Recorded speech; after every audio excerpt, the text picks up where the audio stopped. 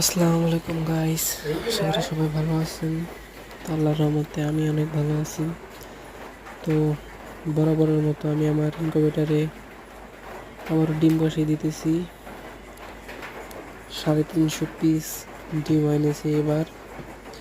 আমার কোয়েল পাখিগুলো বিক্রি করে দিছে, এই জন্য আমার নিজের বীজ ডিম হইতো আগে, কিন্তু এখন তো পাখি নেই,